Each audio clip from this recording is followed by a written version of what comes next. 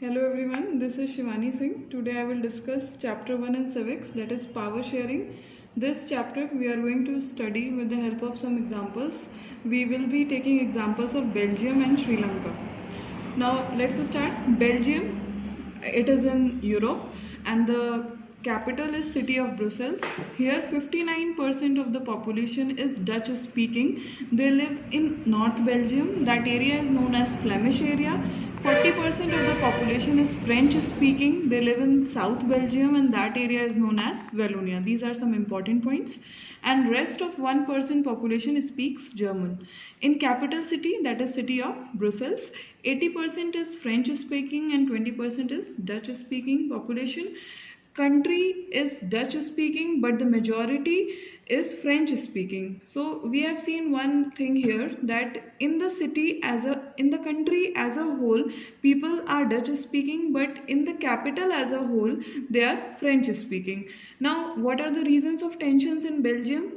French very rich and powerful, and Dutch they are low privileged people and they do not get benefits.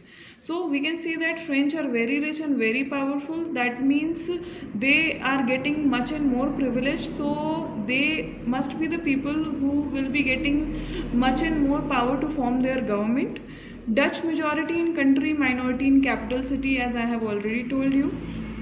Cultural and religious differences were prevalent. They changed their constitution for 4 times for achieving peace in their country. Now let's move on. How was this problem solved? Constitution prescribed that there should be a central government where 50% of the ministers will be Dutch speaking and 50% of the ministers will be French speaking. Special laws will be made by both the groups. If any special law was to be made, the only one speaking French speaking community cannot make the law. They needed the consent of French plus Dutch speaking community. Brussels also had equal representation of both the groups. See, we have discussed it earlier that the case of French speaking and Dutch speaking people in Brussels and in the country as a whole was vice versa. Finally, Belgium had 3 types of government: central government, state government and the community government. This is power sharing. Now the people of Belgium are living very happily. Second case of Sri Lanka we will discuss. Sri Lanka's capital is Colombia.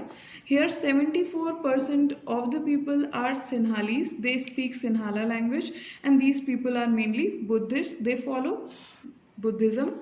18% of the people are Tamil people. Tamil people are of 2 types. The first one is Sri Lankan Tamil, who are the natives. They used to live there. And the second one were Indian Tamils who went to Sri Lanka and they got settled over there.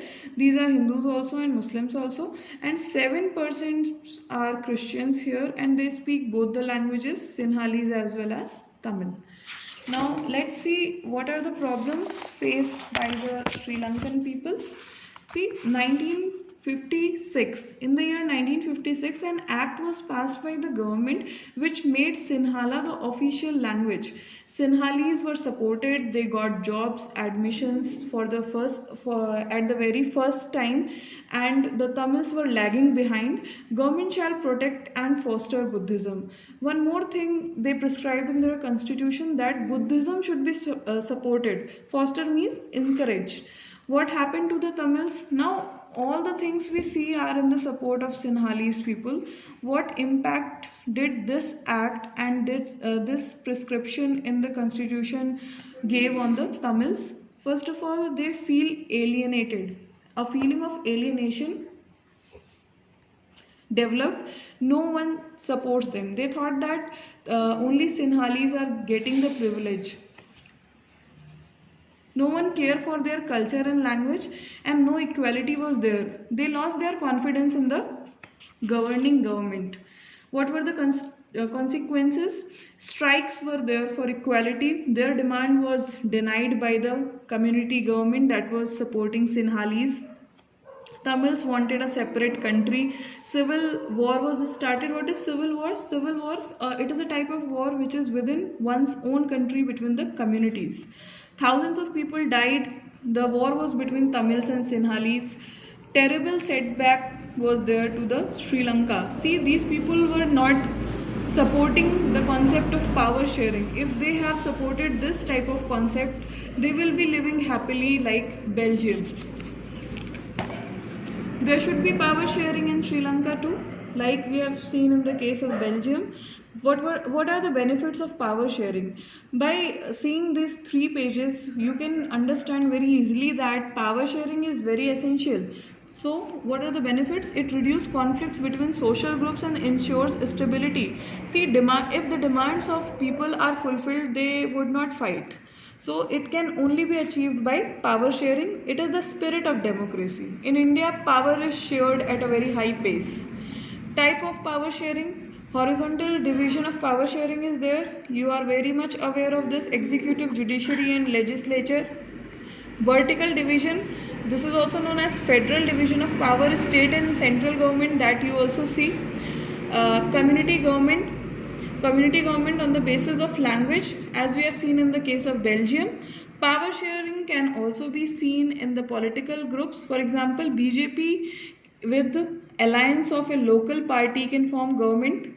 This is also known as coalition government. These were some important topics for understanding this chapter. Thank you.